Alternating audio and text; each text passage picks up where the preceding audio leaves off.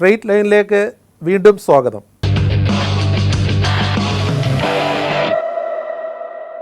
പ്രണവ് അഭിനയിച്ചിട്ട് നന്നായോ എന്ന് വന്ന് ചോദിച്ചിട്ടുണ്ടോ? അങ്ങനെയൊന്നും ചോദിക്കാറില്ല. പുതിയ തലമുറയിലെ അഭിനേതാക്കളെ എങ്ങനെയാണ് കാണുന്നത്? അവരുടെ അഭിനയം അവരുടെ അഭിനയമൊക്കെ വളരെ ബ്രില്യൻ്റ് ആക്ടേഴ്സാണ്, ഒരുപാട് പേരുണ്ട്. ഞാൻ സിനിമയിൽ വരുന്ന സമയത്ത് ഞാൻ അരവിന്ദേട്ടൻ്റെ പടവും ഭരതേട്ടൻ്റെ പടവും പത്മരാജൻ അല്ലെങ്കിൽ ശശികുമാർ സാറ് അതുപോലെ സത്യൻ, അങ്ങനെ ഒരുപാട് പേരുടെ ഇത്രയും ആൾക്കാരുടെ സിനിമകൾ എനിക്ക് ചെയ്യാൻ പറ്റി. ഒരു ആക്ടറിന് നല്ല റോള് കിട്ടുക എന്ന് പറയുന്നത് ഭയങ്കര ഭാഗ്യമാണ്. ഇപ്പോൾ പെട്ടെന്ന് നമ്മളിലേക്കൊരു കഥയുമായിട്ട് വരുമ്പോൾ മറ്റ് സിനിമകളുടെ ഇൻഫ്ലുവൻസിലാണ് അവർ വരുന്നത്. അങ്ങനെ അത് ബ്രേക്ക് ചെയ്തൊരു കഥയായിട്ട് അതിന് വന്നിട്ടില്ല. പക്ഷെ അത്തരം ആൾക്കാർ എന്നോട് പറഞ്ഞ കഥകളൊക്കെ മോഹൻലാലിന് വേണ്ടിയിട്ടുള്ള കഥകളാണ്. അങ്ങനെ ചെയ്യുമ്പോഴാണ് കുഴപ്പം. രാജുമോഹൻ എന്നോട് ഒരു കാര്യം ചോദിച്ചത്, വലിയ കുട്ടിയായിട്ട് ഇന്നലെ ഇവിടെ ഉണ്ടായിരുന്നു, അദ്ദേഹത്തിൻ്റെ സിനിമയിൽ അഭിനയിക്കണം. അങ്ങനെയൊന്നും ഞാൻ ഇതുവരെ ചിന്തിച്ചിട്ടുമില്ല, ഇനി ചിന്തിക്കുകയില്ല. ഞാൻ വളരെ അങ്ങനെ സ്വപ്നമൊന്നും കാണുന്ന ഒരാളല്ല, വളരെ അപൂർവം. പക്ഷേ അദ്ദേഹത്തിനെ വല്ലപ്പോഴുമൊക്കെ ഞാൻ കാണും. ഒരു നിർദാക്ഷിണ്യം പെരുമാറുന്ന ആളാണ്. കാര്യം ആ സിനിമയ്ക്ക് വേണ്ടിയാണ്. ഇപ്പോൾ ചൈനയിൽ ആ സിനിമ അയാൾ പോയി സറണ്ടർ ചെയ്യേണ്ടി വന്നു. അവരവിടെ പോലീസിനെ പറ്റിക്കാൻ സമ്മതിക്കില്ല. ആ സിനിമയുടെ ക്ലൈമാക്സ് ഞാനാണ് ചെയ്തതെന്ന് സമ്മതിച്ചു. അത്തരം സിനിമകളില്ലെങ്കിൽ എനിക്ക് ഇവിടെ നിന്ന് സംസാരിക്കാൻ പറ്റില്ല. ശ്രീനിവാസൻ ഈ സിനിമയുടെ തുടക്കം തൊട്ട് അതിലൊരു വലിയ റോള് വഹിച്ചാലാണ്. ആ സൗഹൃദത്തിൽ എന്തെങ്കിലും ഉലച്ചിൽ സംഭവിച്ചിട്ടുണ്ടോ? അതോ എനിക്കൊരു ഉലച്ചിൽ സംഭവിച്ചില്ല, അദ്ദേഹത്തിനും പറ്റിയിട്ടില്ല. അഭിപ്രായം പറയുന്ന പറഞ്ഞാൽ അതൊരു മോശം സിനിമയാണെങ്കിൽ മോശം സിനിമ അവർക്ക് ഇഷ്ടമായില്ലെന്ന് പറയാൻ അവർക്ക് മടിയാണ്. അപ്പോൾ എനിക്കൊരു വലിയ ആഗ്രഹമാണ്, എനിക്കതൊരു മ്യൂസിയമായിട്ട് ചെയ്യണം എന്നുള്ളത്. നമ്മൾ ഒരു ഇൻഡസ്ട്രിയിൽ വർക്ക് ചെയ്തിട്ട് അവർക്ക് തിരിച്ചെന്തെങ്കിലും കൊടുത്തിട്ട് പോകണം. ഏറ്റവും കൂടുതൽ ക്രൂശിക്കപ്പെട്ട ഒരാളായിരിക്കും ഞാൻ ഇപ്പോഴും.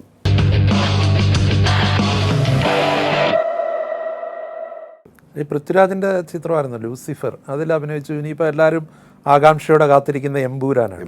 പൃഥ്വിരാജിൻ്റെ ഡയറക്ഷനിൽ അഭിനയിക്കുമ്പോൾ അത് എങ്ങനെയാണ്? അതിനെയൊക്കെ ഒരു തലമുറയാണല്ലോ, പുതിയൊരു തലമുറയാണിത്. അല്ല, അദ്ദേഹം വന്ന് നറേറ്റ് ചെയ്യും. വളരെ സിനിമയെക്കുറിച്ച് നല്ല ധാരണയുള്ള ആളാണ്. എങ്ങനെ സിനിമ എടുക്കുക, അത്തരം സിനിമകൾ എടുക്കാൻ നല്ല പ്രയാസമാണ്. ഇപ്പോൾ ലൂസിഫർ ആയാലും ഇപ്പം എമ്പുരാൻ എന്നുള്ള ഷൂട്ടിംഗ് നടന്നുകൊണ്ടിരിക്കുകയാണ്. തീർന്നില്ല. ഞങ്ങൾക്ക് ഗുജറാത്തിലായിരുന്നു ഷൂട്ടിംഗ്. ഖുറേഷി. അവിടെ ഭയങ്കര മഴയാണ്. ഞങ്ങൾ ഷൂട്ട് ചെയ്ത് നിർത്തേണ്ടി വന്നു. ഞങ്ങൾ അവിടെ ഒരു ഹവേലി, വലിയൊരു പാലസ്, നമ്മൾ അതിൻ്റെ കൂടെ സെറ്റൊക്കെ ഇട്ട് 250 ആൾക്കാർ വർക്ക് ചെയ്തുകൊണ്ടിരിക്കുന്ന സമയത്ത് ഏതാണ്ട് 10-12 ദിവസം 2 ഫ്ലാഷ് ബാക്കും പ്രസൻറ്റുമാണ് എടുക്കുന്നത്. അത് നിർത്തി വെച്ചിട്ട് നിൽക്കുകയാണ്. കാര്യം ഇന്ന് വിളിച്ചപ്പോഴും അവിടെ മഴയാണ്. അപ്പോൾ ഇത്രയും ആൾക്കാരെല്ലാം കുറേ പറഞ്ഞു വിട്ടു. പക്ഷെ ആ സെറ്റും കാര്യങ്ങളെല്ലാം അവിടെ ഹോൾഡ് ചെയ്യേണ്ടി വന്നു. ശരി. നമ്മൾ ലേ ലഡാക്കിലാണ് തുടങ്ങിയത്. പിന്നെ ഞങ്ങളത് UK ഷൂട്ട് ചെയ്തു, USA ഷൂട്ട് ചെയ്തു, കേരളത്തിൽ ഷൂട്ട് ചെയ്തു, മദ്രാസിൽ ഷൂട്ട് ചെയ്തു. ഇനി ബോംബെ, ഹൈദരാബാദ്, ഗുജറാത്ത്, ഇനി ദുബായിലൊക്കെ ഷൂട്ട് ചെയ്യേണ്ട സിനിമയാണ്. വലിയ ഫിലിമാണ്. ഇപ്പോഴും മലയാള സിനിമ എന്ന് പറയുമ്പോൾ മമ്മൂട്ടി, മോഹൻലാൽ. പുതിയ തലമുറ ഒരുപാട് നടന്മാരും നടിമാരും ഒക്കെ വന്നിട്ടുണ്ട്. അവരെ കുറിച്ചല്ല, ഈ പുതിയ തലമുറയിലെ അഭിനേതാക്കളെ എങ്ങനെയാണ് കാണുന്നത്? അവരുടെ അഭിനയം അവരുടെ അഭിനയമൊക്കെ വളരെ ബ്രില്യൻ്റ് ആക്ടേഴ്സാണ്, ഒരുപാട് പേരുണ്ട്. പിന്നെ എനിക്കും മമ്മൂട്ടിക്കൊക്കെ കിട്ടിയ ഒരു ഭാഗ്യം എന്ന് പറയുന്നത് നല്ല കഥകളാണ്, സ്ക്രിപ്റ്റുകളാണ്. ആ സമയത്ത് അതുപോലുള്ള കഥാപാത്രങ്ങളെ അവർക്ക് കിട്ടണം.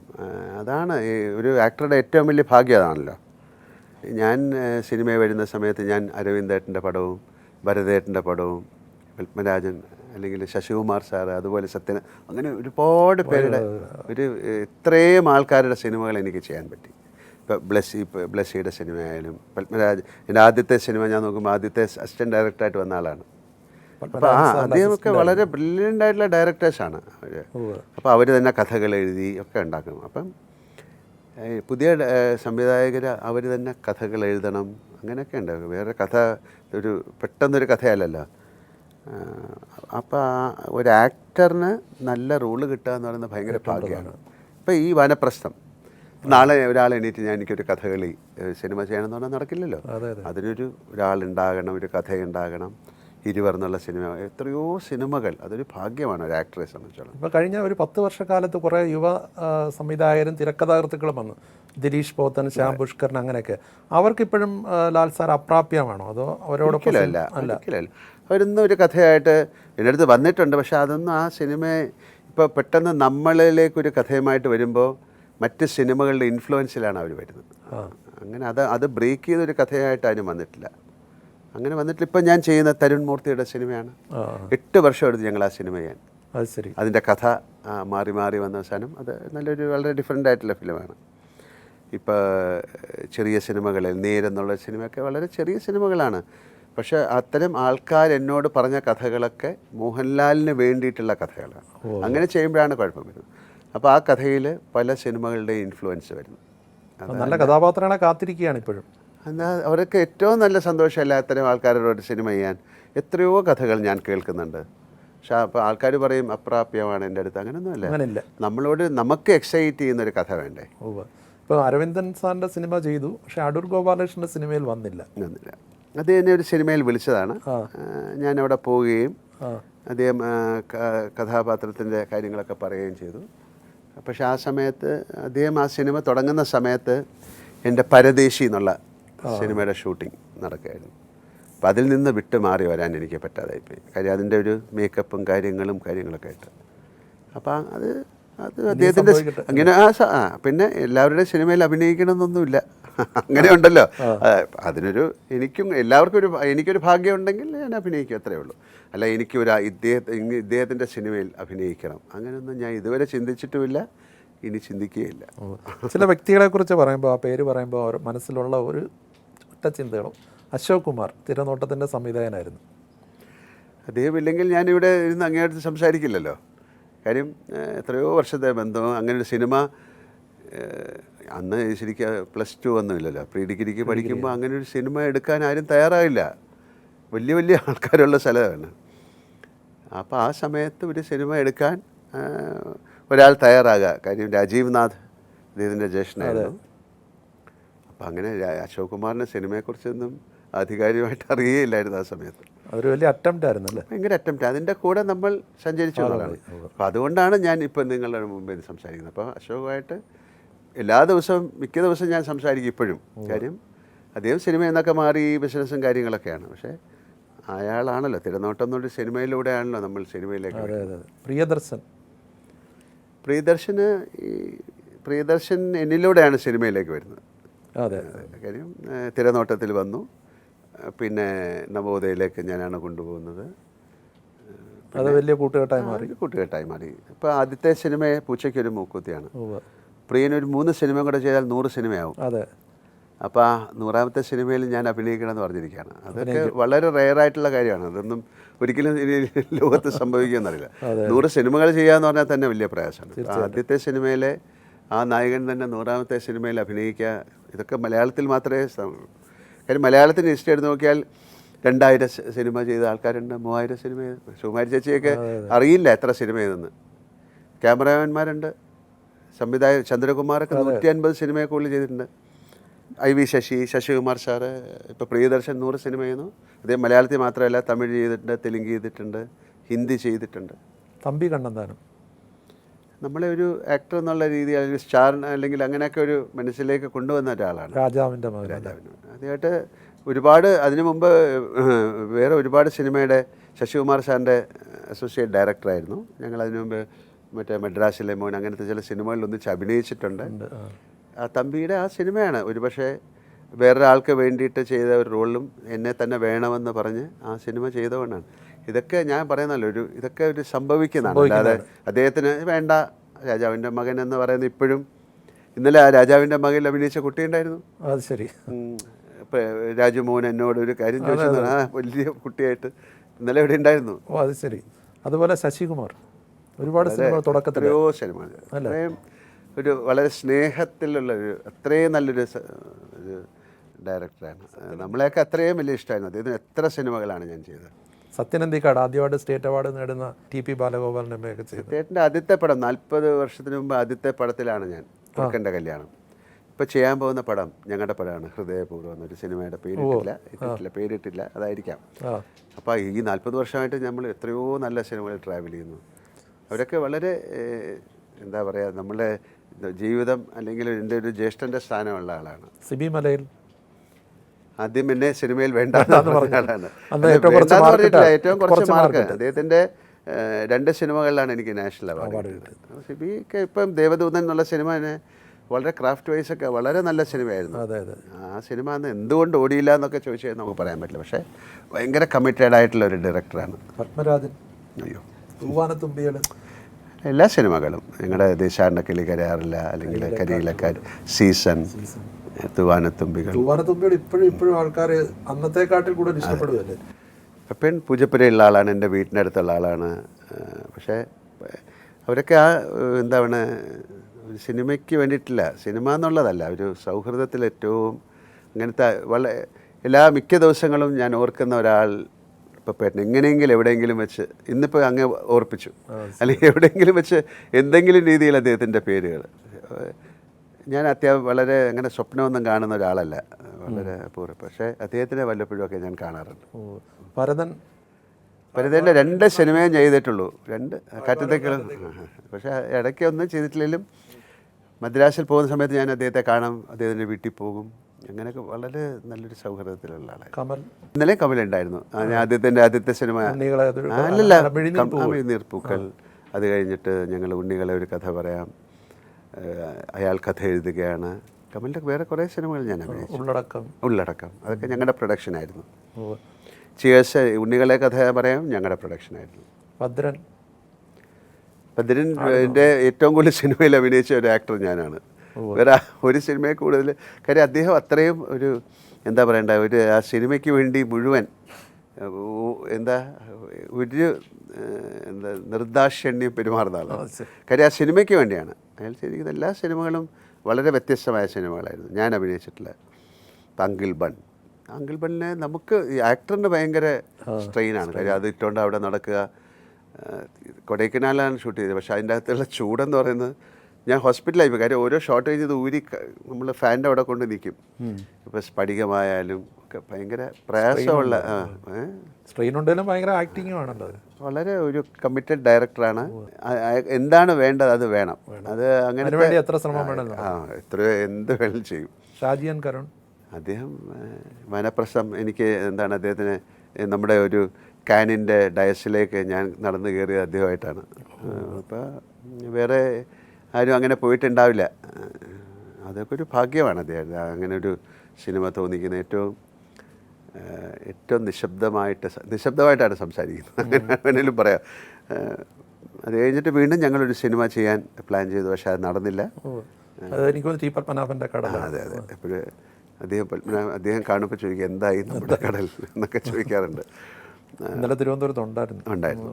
അപ്പോൾ അദ്ദേഹം ഇപ്പോൾ ഇടയ്ക്ക് സംസാരിക്കുന്ന ആളാണ്. ഷായ്സാറുമായിട്ടൊക്കെ നമുക്കൊരു സിനിമ ചെയ്യണം, ഇങ്ങനെ വനപ്രസ്ഥത്തിനെക്കാട്ടിലും നല്ലൊരു സിനിമ നമുക്ക് ചെയ്യണം എന്നൊക്കെ പറയും. നമ്മുടെ ജീവിതത്തിലെ മൈൽ സ്റ്റോണുകളാണ് ഇവരൊക്കെ. ബ്ലസ്സിയുടെ 3 സിനിമകളും എൻ്റെ സിനിമാ ജീവിതത്തിലെ ഏറ്റവും എനിക്കിഷ്ടപ്പെട്ട കഥാപാത്രങ്ങളാണ്. തന്മാത്ര, പ്രണയം, ഭ്രമരം.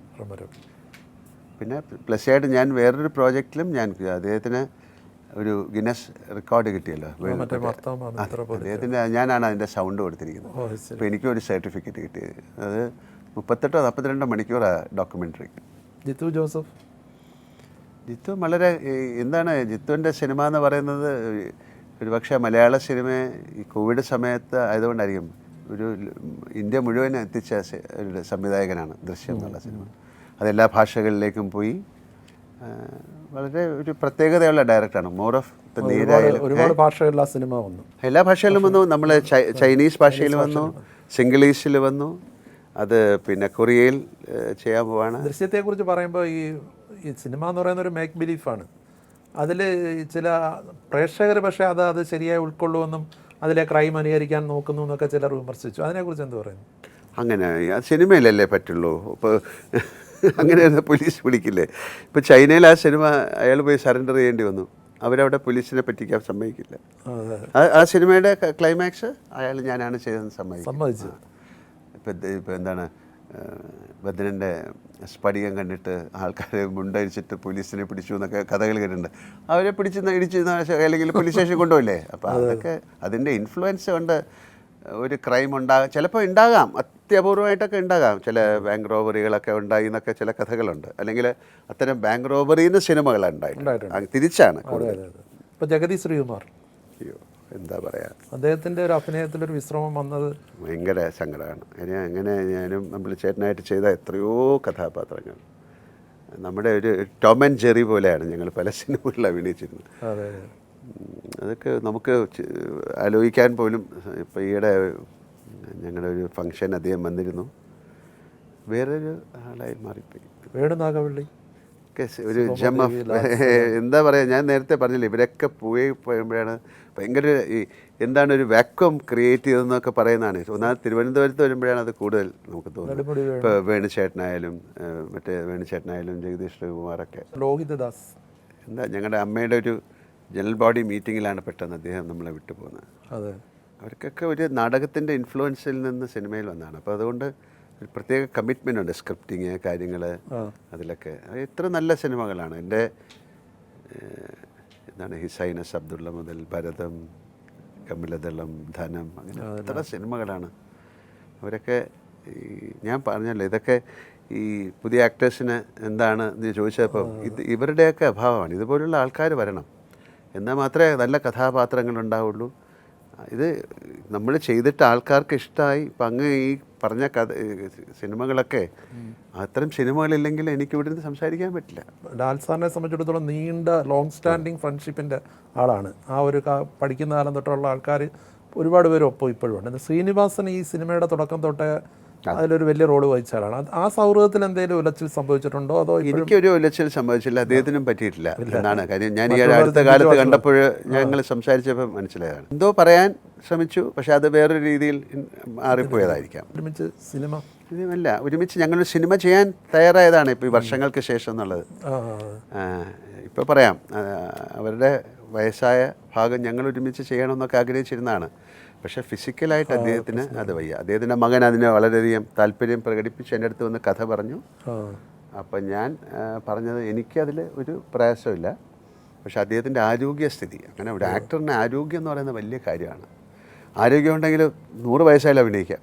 ഇപ്പോൾ ക്ലിൻറ്റ് ഈസ്റ്റ്വുഡ് ഇപ്പോഴും ഡയറക്റ്റ് ചെയ്യുന്നില്ലേ, അപ്പോൾ ആരോഗ്യം ഇല്ല അദ്ദേഹത്തിന്. അത് ഒരു മോശമായിട്ട് പറഞ്ഞില്ല, അനാരോഗ്യമാണ്. ആരോഗ്യം ഇല്ലെന്നുള്ളത് സത്യമാണ്. അപ്പോൾ ഈ ട്രാവൽ ചെയ്യണം, കാർ ഓടിക്കണം, ഒരുപാട് കാര്യങ്ങളുണ്ട്. അതൊക്കെ സാധിക്കുമോ എന്ന് ചോദിച്ചപ്പോൾ പിന്നെയാണ് പറഞ്ഞത് ശരിയല്ല. അദ്ദേഹത്തിന് ഞാൻ ഈയിടെയും കണ്ടു. പണ്ടും ഞാൻ ശ്രീനിവാസനെ എല്ലാ ദിവസവും വിളിക്കുകയോ ഫോൺ ചെയ്യാറോ ഒന്നുമില്ല, പക്ഷേ അദ്ദേഹത്തിന് എല്ലാ കാര്യവും ഞാൻ അന്വേഷിക്കാറുണ്ട്. സത്യേട്ടനായിട്ട്, സത്യനന്ദിക്കാടായിട്ടോ പ്രിയദർശനായിട്ടോ അല്ലെങ്കിൽ അദ്ദേഹത്തിൻ്റെ മകനായിട്ടോ എപ്പോഴും എൻ്റെ വീട്ടിൽ വരുന്ന കുട്ടികളാണ് അവർ. അപ്പുമായിട്ടൊക്കെ വളരെയധികം ബന്ധത്തിലുള്ളതാണ്. എൻ്റെ വൈഫുമായിട്ടും ഒക്കെ അവർ ഒന്ന് ഭക്ഷണം കഴിക്കുകയൊക്കെ ചെയ്യുന്നതാണ്. അപ്പോൾ എനിക്കങ്ങനെ പ്രത്യേകിച്ച് അദ്ദേഹത്തിനോട് ഒരു തരത്തിലുള്ള നീരസം, എന്തിനാണ് അങ്ങനെ നീരസം കൊണ്ട് നടക്കുന്നത്? നമുക്ക് നീരസം കൊണ്ട് നടന്നാൽ നമുക്കാണ് ബുദ്ധിമുട്ടുണ്ടാകുന്നത്. നമുക്ക് നീരസം ഇല്ലെങ്കിൽ ഒരു കുഴപ്പമില്ല. വ്യക്തിയുടെ കാര്യം ചോദിച്ചപ്പോഴാണ് MP സനൽകുമാർ എന്താണ് ജീവിതത്തിൽ? നമുക്ക് ജീവിതത്തിൽ ചില ആൾക്കാരെ എന്താ പറയണ്ടത്, അതിപ്പോൾ നമ്മുടെ അമ്മ അല്ലെങ്കിൽ ഭാര്യ, സഹോദരൻ എന്നൊക്കെ പറയുന്നത് നമുക്ക് കിട്ടുന്ന പോലെയാണ്. അദ്ദേഹം എൻ്റെ ഒരു സഹോദരൻ പോലെ ഞാൻ കണക്കാക്കുന്ന ഒരാളാണ്, അല്ലെങ്കിൽ എന്നെ അതുപോലെ കണക്കാക്കുന്ന ആളാണ്. എൻ്റെ ഓഡിറ്ററാണ്, പക്ഷേ അതിൽ കൂടുതൽ നമ്മുടെ പേഴ്സണൽ ലൈഫിൽ ഒരുപാട് ഒപ്പം നിൽക്കുന്ന ഒപ്പം നിൽക്കുക എന്ന് പറയുന്നത് ശരിയായ കാര്യങ്ങൾക്ക് മാത്രം. അങ്ങനെയും കൂടെ ഉണ്ടല്ലോ, എല്ലാത്തിനും ഒപ്പം നിൽക്കുന്ന ആളാണെങ്കിൽ അല്ലാതെ ഒരു നമ്മളിൽ ഒരു വീഴ്ച വന്നാൽ അത് വീഴ്ചയാണെന്ന് പറഞ്ഞ് മനസ്സിലാക്കി തരിക എന്ന് പറയുന്നതാണല്ലോ ഒരു സുഹൃത്ത്. അപ്പോൾ ഭാര്യയുടെ ഒരു പിന്തുണ, എല്ലാവരുടെയും ജീവിതത്തിലെ ഒരു വലിയ പിന്തുണ ഭാര്യയാണ്. ലാലേട്ടൻ്റെ ഒരു സിനിമാ ലോകത്തു നിന്ന് തന്നെ ഒരു വലിയ നിർമ്മാതാവ്. സിനിമയായിട്ടൊന്നും വലിയ കണക്റ്റഡ് അല്ല, കാര്യമൊന്നും അധികം അന്വേഷിക്കാറില്ല. നമ്മുടെ സിനിമകൾ കാണും, അഭിപ്രായം പറയും.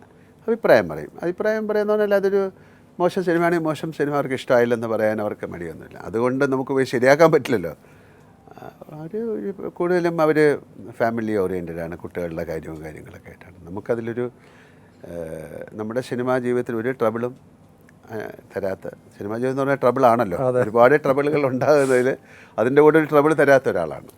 പ്രണവ് അഭിനയിച്ചിട്ട് നന്നായോ എന്ന് വന്ന് ചോദിച്ചിട്ടുണ്ടോ? അങ്ങനെയൊന്നും ചോദിക്കാറില്ല. അദ്ദേഹത്തിന് അങ്ങനെ ആദ്യം സിനിമയിൽ അഭിനയിക്കുന്നതന്നെ വളരെ കഷ്ടപ്പെട്ടിട്ടായിരുന്നു. അവർ വേറൊരു തരത്തിൽ സഞ്ചരിക്കുന്നവരാണ്. എനിക്കും ആ പ്രായത്തിൽ അങ്ങനെയൊക്കെ തോന്നിയിരുന്ന ഒരാളാണ് ഞാനും പപ്പേട്ടനായിട്ട് സംസാരിച്ച കഥകളൊക്കെ ഞാൻ എഴുതിയിട്ടുണ്ട്. നമുക്കിങ്ങനെ ഒരുപാട് ട്രാവലിലേക്കൊക്കെ പോകണം, ഇതല്ല ഇന്ത്യ കാണണം. അപ്പം അങ്ങനെ ഒരു ആഗ്രഹമുള്ള ഒരാളായിരുന്നു. പക്ഷെ അത് അയാൾ ചെയ്യുന്ന കാണുമ്പോൾ നമുക്കൊരു സമാധാനമുണ്ട്. അയാൾക്ക് കൂടുതൽ ട്രാവൽ ചെയ്യാനാണ് ഇഷ്ടം, അയാൾക്ക് മ്യൂസിക് കമ്പോസ് ചെയ്യാനാണ് ഇഷ്ടം, പാട്ട്. അപ്പം ഞാൻ ചോദിച്ചു, ഇതിനൊക്കെ ഒരുപാട് സിനിമകൾ വരുന്ന സമയം ഈ വെറുതെ, അപ്പോൾ അയാൾ പറഞ്ഞു ഞാൻ വെറുതെ ഇരിക്കുകയല്ല, അതാണ് ഞാൻ ട്രാവൽ ചെയ്യുന്നു, ഞാൻ ഒരുപാട് കാര്യങ്ങൾ മനസ്സിലാക്കുന്നു. നമുക്ക് ഇഷ്ടമുള്ള കാര്യങ്ങൾ ചെയ്യുന്നു. അല്ല, ഇഷ്ടമല്ല, ഒരുപാട് കാര്യങ്ങൾ മനസ്സിലാക്കുന്നു. അയാളൊരു കഥ, ഒരു നോവൽ എഴുതുകയാണ്, അയാളൊരു മ്യൂസിക് കമ്പോസ് ചെയ്യുന്നു എന്നൊക്കെ പറയുന്ന സമയത്ത് അയാൾ വെറുതെ ഇരിക്കുകയല്ല. നമ്മൾ വിചാരിക്കും അയാൾ ഇങ്ങനെ നടക്കുകയാണെന്ന്. അപ്പം വളരെ അടുത്ത അയാൾ ഒരു പാരീസിൽ നിന്ന് സ്പെയിൻ വരെ നടക്കുക, 1000 കിലോമീറ്ററാണ് തനിച്ച് നടക്കുക. അതൊക്കെ എൽ കമീനോ എന്നൊരു വാക്കാണ്, അതൊരു സ്പിരിച്വൽ വാക്കായിട്ടാണ്. അപ്പോൾ തനിച്ച് നടക്കുക എന്ന് പറയുന്നത് എനിക്ക് വലിയ ഇഷ്ടമുള്ള കാര്യമായിരുന്നു. അപ്പോൾ എനിക്ക് ഇനിയും പോയി നടക്കാൻ പറ്റില്ല, ആഗ്രഹമുണ്ട്. പക്ഷെ ആ ഒരു ട്രാവലിൽ അയാൾ എന്താണ് അച്ചീവ് ചെയ്തതെന്നുള്ളത് അയാൾക്കേ അറിയാവുള്ളൂ. ഒരുപാട് ആൾക്കാരെ മീറ്റ് ചെയ്യാം, ഒരു സൗകര്യമില്ല അവിടെ താമസിക്കാൻ. അപ്പോൾ വഴിയിൽ കിടക്കാം, അല്ലെങ്കിൽ ടെൻറ്റിൽ കിടക്കാം, പള്ളിയുടെ അങ്ങനെയൊക്കെയുള്ള ഒരു എക്സ്പീരിയൻസാണ്. അതിൽ ആൾക്കാരെ കണ്ടുമുട്ടുന്നു, പിന്നെ അവരുമായിട്ട് സൗഹൃദത്തിലാകുന്നു, അവർ ട്രാവൽ ചെയ്യുന്നു. ഇപ്പോൾ ഇവിടെ ഇല്ല, ഞാൻ ചോദിച്ച ജർമ്മനിയിലാണ്. ഡിഫറെൻറ്റ് വേൾഡാണ് അല്ലേ? അവർ ഡിഫറെൻറ്റ് വേൾഡ്, അവർ എൻജോയ് ചെയ്യും. അതിനെ നമ്മൾ എന്തിനാണ്, ഇപ്പോൾ സിനിമയിൽ അഭിനയിച്ചില്ല അല്ലെങ്കിൽ അയാൾക്ക് ഇഷ്ടമുണ്ടെങ്കിൽ അഭിനയിക്കട്ടെന്നല്ലേ എനിക്ക് പറയാൻ പറ്റുള്ളൂ. മകൾ കവിത എഴുതുമല്ലോ, വിസ്മയ അല്ലേ? ഒരു പുസ്തകവും ഇറങ്ങിയിരുന്നു പുതിയതായിട്ട് എന്തെങ്കിലും? പിന്നെ നമ്മൾ ആ പുസ്തകം ഇറങ്ങിയപ്പോഴാണ് അറിഞ്ഞത് ഇങ്ങനെ ഒരു നല്ലതായിട്ട് പടം വരയ്ക്കുന്ന ആളാണ്. പക്ഷേ ഇപ്പം ആ കുട്ടി ഒരു മൊയ്ത്തായി എന്ന് പറഞ്ഞൊരു മാർഷ്യൽ ആർട്ട് പഠിച്ചുകൊണ്ടിരിക്കുകയാണ്. ഓ, അത് ശരി. ഇപ്പോൾ ലാലേട്ടൻ പണ്ട് എഴുത്തും പടം വരയൊക്കെ ഉണ്ടായിരുന്നല്ലോ. ഞാൻ ഇപ്പോഴും ഇടയ്ക്ക് പടം വരയ്ക്കും. നമ്മളൊക്കെ അങ്ങനത്തെ ട്രെയിൻഡ് ആയിട്ടുള്ള ആൾക്കാരൊന്നും അല്ലല്ലോ. അല്ല, അതിപ്പം നമ്മുടെ ഒരു ഇഷ്ടത്തിന് ചെയ്യുന്നു. ഇഷ്ടത്തിന് പാട്ട് പഠിക്കുക, പാട്ട് പാടാനുള്ളൊരു കഴിവും ദൈവം തന്നിട്ടുണ്ട്. ഞാൻ പറഞ്ഞു, എൻ്റെ മദർ നന്നായിട്ട് പാടുമായിരുന്നു. അമ്മ വീട്ടിൽ ആൾക്കാരെയൊക്കെ വെച്ച് പഠിച്ചാണ്. എനിക്ക് വലിയ ആഗ്രഹമായിരുന്നു പഠിക്കണമെന്ന്. പക്ഷെ ആ സമയത്ത് നമുക്ക് പാട്ട് പഠിക്കുക, അതിനുള്ള സാമ്പത്തിക ഒരുപാട് കാര്യങ്ങളുണ്ടല്ലോ, അതൊന്നും അങ്ങനെ ആ സമയത്തില്ല. പിന്നെ അങ്ങനത്തെ ഒരു കാര്യങ്ങളിലേക്ക് പോയില്ല. നമ്മൾ ഒരു അഡ്ജസ്റ്റ്മെൻറ്റിൽ അങ്ങ് പാട്ട് പാടി പോകുന്ന ആളാണ്. റെയർ കളക്ഷൻസ് ഉള്ള ഒരാളാണ്, കസ്റ്റോഡിയൻ എന്നാണ് സ്വയം പറയുന്നതെങ്കിലും. ഒരുപാട് ഇപ്പം നമ്പൂരി സാറിൻ്റെയൊക്കെ ചിത്രങ്ങൾ. നമ്പൂരി സാറിൻ്റെ വളരെയധികം, എനിക്കൊരു 150ഓളം ചിത്രങ്ങൾ അദ്ദേഹത്തിൻ്റെ എൻ്റെ കയ്യിലുണ്ട്. ഞാനതെല്ലാം നന്നായിട്ട് ഫ്രെയിം ചെയ്ത് എൻ്റെ വീട്ടിൽ വെച്ചിട്ടുണ്ട്. ഒരുപാട് ചിത്രങ്ങൾ എനിക്കുണ്ട്. അപ്പോൾ എനിക്കൊരു വലിയ ആഗ്രഹമാണ്, എനിക്കതൊരു മ്യൂസിയമായിട്ട് ചെയ്യണം എന്നുള്ളത്. അത് നടക്കണം. അതൊരു എൻ്റെ മാത്രമല്ല, മലയാള സിനിമയുടെ ഒരു മ്യൂസിയം ചെയ്യണമെന്ന് ആഗ്രഹമുണ്ട്. അതിൻ്റെ കൂടെ നമ്മുടെ സിനിമകൾ, ക്ലാസിക്കുകൾ, ഒരു ലൈബ്രറി, എൻ്റെ കളക്ഷൻസ്. കാര്യം ഇത് ഈ ആർട്ടിഫാക്ട്സ് അല്ലെങ്കിൽ ഇത്തരം കാര്യങ്ങളൊരു ട്രാവലിലൂടെയാണ്. ഇത് വേറൊരാളുടെ കയ്യിലേക്ക് പോകും, അങ്ങനെയാണ്. പിന്നെ അല്ലെങ്കിൽ നമ്മുടെ കുട്ടികൾക്കൊക്കെ അതിൽ വലിയ താല്പര്യം ഉണ്ടാകണം. അപ്പോൾ അവർക്കൊന്നും അങ്ങനെ ചിത്രത്തിലൊന്നും അല്ല, നമുക്ക് അതിലൂടെയൊരു താല്പര്യമുണ്ട്.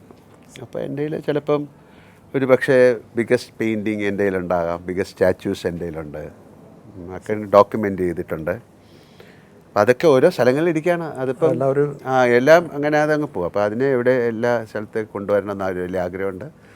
അത് ഒരു വളരെ അടുത്ത കാലത്ത് അത് ചെയ്യണം. അത് മലയാള സിനിമയ്ക്ക് പോലും അങ്ങനത്തെ ഒരു ഡോക്യുമെൻറ്റേഷനൊന്നുമില്ല. അപ്പോൾ നമുക്ക് പറ്റുന്ന രീതിയിൽ നമ്മൾ ഒരു ഇൻഡസ്ട്രിയിൽ വർക്ക് ചെയ്തിട്ട് അവർക്ക് തിരിച്ചെന്തെങ്കിലും കൊടുത്തിട്ട് പോകണം. അപ്പോൾ അത് നല്ല രീതിയിൽ ചെയ്യാവുന്ന ഒരു കാര്യമായിട്ട് തോന്നി. അപ്പോൾ അത് നല്ലൊരു സ്ഥലത്ത് തുടങ്ങണം, ആൾക്കാർക്കൊക്കെ കാണാൻ വരാനും, അല്ലെങ്കിൽ സിനിമയെക്കുറിച്ച് പഠിക്കുന്ന ആൾക്കാർക്ക് വന്ന് ഇപ്പോൾ ഒരു ലൈബ്രറി ഉണ്ടാക്കാം. എന്തായിരുന്നു മലയാള സിനിമയുടെ ഒരു ട്രാവൽ ഭയങ്കരമല്ലേ, ഒരു ധൈര്യം എന്ന് പറയുന്നത് അന്ന് തുടങ്ങിയത്, അതിൻ്റെ ഒരു ഹിസ്റ്ററി, കാര്യങ്ങൾ, ആക്ടേഴ്സ്. ഇപ്പം ഒരുപാട് പേർക്ക് പലരെ അറിയില്ല. നസീർ സാറ്, നമ്മൾ ആൾക്കാരോട് പെരുമാറുന്ന കാര്യം പറഞ്ഞു. ഇപ്പോൾ മറ്റുള്ളവർ എന്ത് പറയുന്നതും നമ്മളെ ബാധിക്കില്ല, അല്ലെങ്കിൽ ബാധിക്കില്ല എന്ന് പറയാൻ നമ്മളത് നല്ല കാര്യം എടുക്കുക, മോശം കാര്യം തള്ളുക എന്നുള്ളത് തന്നെയല്ലേ. ഏറ്റവും കൂടുതൽ ക്രൂശിക്കപ്പെട്ട ഒരാളായിരിക്കും ഞാൻ ഇപ്പോഴും. അതുകൊണ്ട് കാര്യമില്ല, ഞാൻ എന്താ ചെയ്യുക, നമ്മുടെ ഒരു പ്രൊഫഷണൽ ഹസാഡ് എന്നാണ് പറയുന്നത്. ഈ പ്രൊഫഷനിലുള്ള ഒരു കുഴപ്പമാണ്. എന്നാലും ഇപ്പോൾ ഇത്തവണ ഒരു പത്രസമ്മേളനത്തിൽ തന്നെ ഞാൻ അന്യനായി പോകുന്നുണ്ടോ എന്നൊരു ചോദ്യം ചോദിച്ചാൽ വളരെ അങ്ങനെ ചോദിക്കുന്നത്. ഇത്രയും സ്നേഹം ആൾക്കാർ കിട്ടുകയല്ല അല്ലേ? അങ്ങനെ ചോദിക്കുന്ന എല്ലാവരുമായിട്ടല്ലല്ലോ ചോദിക്കുന്നത്, ഒരു വിഭാഗത്തിനോടല്ലേ ചോദിക്കുന്നത്. അതറിയാതെ ഇത് നമ്മൾ രാവിലെ ഇത് പ്രാക്ടീസ് ചെയ്തിട്ട് വന്ന് ചോദിച്ചല്ലോ. ആ സമയത്ത് മനസ്സിൽ വന്ന ഒരു സത്യസന്ധമായ ചോദ്യമായിട്ടാണ് ഞാൻ അതിനെ കാണുന്നത്. തിരുവനന്തപുരത്തെ കുറിച്ചുള്ള ഓർമ്മകൾ എന്താണ്? ഇപ്പോൾ മോഡൽ സ്കൂള്, MG കോളേജ്, എല്ലാം നല്ല ഓർമ്മകളാണ്. പക്ഷേ എനിക്ക് എൻ്റെ മദർ എറണാകുളത്ത് വന്നിട്ട് സുഖമില്ലാതായിട്ട് 8 വർഷമായിട്ടിപ്പം അവിടെയാണ്. അതുകൊണ്ട് അല്ലെങ്കിൽ തിരുവനന്തപുരത്ത് വരിക എന്ന് പറയുന്നത് വലിയ സന്തോഷമായിരുന്നു. ഇപ്പം ഇവിടെ വരുമ്പോൾ വലിയ സങ്കടം തോന്നും. ഇവിടെ വന്നിട്ട് ഞാനൊരു ഹോട്ടലിൽ താമസിക്കുക. മുടവമ്മകളുടെ വീട്ടിലേക്ക് ഞാൻ ഇന്ന് രാവിലെയും പോയിരുന്നു. അവിടെ പോയി ഞാൻ എൻ്റെ കൂടെയുള്ള സനിൽകുമാർ ബ്രേക്ക്ഫാസ്റ്റൊക്കെ വാങ്ങിച്ച് ഞങ്ങൾ അവിടെ ഇരുന്ന് കഴിച്ചു. പക്ഷേ എൻ്റെ ഫാദറും ബ്രദറൊക്കെ അവിടെയാണ് ഉള്ളത്. അവരെയൊക്കെ പോയി തൊഴുതു. പക്ഷെ അവിടെ ആ അമ്മ ഇല്ലെന്ന് പറയുന്ന ഒരു ഭയങ്കര നമുക്ക് ഭയങ്കര സങ്കടമാണ്. അതുകൊണ്ട് നമ്മൾ തിരുവനന്തപുരത്ത് അങ്ങനെ അധികം വരാറില്ല. അല്ലെങ്കിൽ എപ്പോഴും എപ്പോൾ സമയം കിട്ടിയാലും ഞാൻ വരുന്നൊരു സ്ഥലമായിരുന്നു തിരുവനന്തപുരം. ഈ വീഥികളൊക്കെ എപ്പോഴും അല്ലേ? പക്ഷെ എല്ലാം ഓരോ പ്രാവശ്യം വരുമ്പോഴൊക്കെ മറന്നുപോയി, മാറ്റം വരുന്നല്ലേ തിരുവനന്തപുരം? ഭയങ്കരമായിട്ട് മാറിപ്പോയില്ലേ, ഭയങ്കരമായിട്ട് മാറി. പക്ഷേ എപ്പോഴെങ്കിലും പോകുമ്പോൾ ഞാൻ നമ്മുടെ സ്കൂൾ വഴിയൊക്കെ ഒന്ന് കാറിൽ പോയി ഒന്ന് ഒരു താങ്ക്സ് ഒക്കെ പറഞ്ഞിട്ട് പോകും. ടെറിട്ടോറിയൽ ആർമിക്ക് എന്നുള്ള അതിലും ഒരു ഉന്നത പദവി വഹിക്കുന്നുണ്ടല്ലോ. അതിനുവേണ്ടിയുള്ള സമയം പ്രവർത്തനത്തിനൊക്കെ ഒരിടയ്ക്ക് വിളിക്കുമ്പോൾ പോകുക, അങ്ങനെയാണോ? ഞാൻ എല്ലാ വർഷവും പോകുമായിരുന്നു. ഈ കോവിഡ് ആയതുകൊണ്ട് ഞാൻ പോയിരുന്നില്ല. കാര്യം അവർ വേണ്ടാന്ന് പറഞ്ഞു. അല്ലെങ്കിൽ നമ്മുടെ 122 TA എന്ന് പറയുന്ന കേരളത്തിലെ കണ്ണൂരായിരുന്നു, ഇപ്പോൾ അത് കാലിക്കറ്റിലേക്ക് മാറി. ഇത് മദ്രാസ് റെജിമെൻറ്റിൻ്റെ കീഴിലുള്ളതാണ്. ഞാൻ പലപ്പോഴും പോയിരിക്കുന്നത് ജമ്മുവിലായിരുന്നു. ഗറോട്ട എന്നൊക്കെയുള്ള സ്ഥലത്താണ്. ജമ്മുവിൻ്റെ ഭാഗത്തൊക്കെ ബോർഡറിൽ ഞാൻ പോകുമായിരുന്നു. ഇവരുടെ കൂടെ പോകും, അവരുടെ കൂടെ നിൽക്കും, സംസാരിക്കും. എനിക്ക് പിന്നെ ഒരു ആർമിയുടെ സൈറ്റുണ്ട്. അപ്പോൾ അതിലെങ്ങനെയാണ് ആർമി അല്ലെങ്കിൽ എയർഫോഴ്സ് നേവിയിൽ ജോയിൻ ചെയ്യുന്നത്, അതിൻ്റെ ഉള്ള കാര്യങ്ങളൊക്കെ അതിൽ പോയാൽ നോക്കാം. അതിലെ ഒഴിവുകൾ എങ്ങനെയാണെന്ന് ഒരു സൈറ്റുണ്ട്. പിന്നെ ആർമിയുടെ വേറെ ചെറിയ ഒരുപാട് കാര്യങ്ങൾ നമ്മൾ അതൊരു വലിയ അംഗീകാരം കൂടിയാണ്. അവർക്ക് വേണ്ടിയിട്ട് അവരുടെ വിഡോസിൻ്റെ ആർമി വിഡോസിന് വേണ്ടി നോർത്തിലൊക്കെ വലിയ കാര്യങ്ങൾ ചെയ്യുന്നുണ്ട്. അപ്പോൾ അതിലൊരു ചെറിയ പാർട്ടിസിപ്പേഷനുണ്ട്. ഇപ്പം ഞാൻ നമ്മുടെ എന്താണ് മലയക്കോട്ട വാലിബൻ ഷൂട്ട് ചെയ്യുന്ന സമയത്ത് അവിടുത്തെ ആ ബോർഡറിലെ ഒരു കുട്ടികൾക്കൊക്കെ ഒരു 100 ലാപ്ടോപ്പ് പോലത്തെ സാധനങ്ങൾ കൊടുത്തു. ഞങ്ങളൊരു പ്രോജക്റ്റ് ഉണ്ടായിരുന്നു ആ ബോർഡറിൽ മുഴുവൻ മരങ്ങൾ നട്ടുപിടിപ്പിക്കാൻ. അവിടെ ഭയങ്കര തണലില്ല. അങ്ങനെ കുറേ കാര്യങ്ങൾ ചെയ്യുന്നുണ്ട്.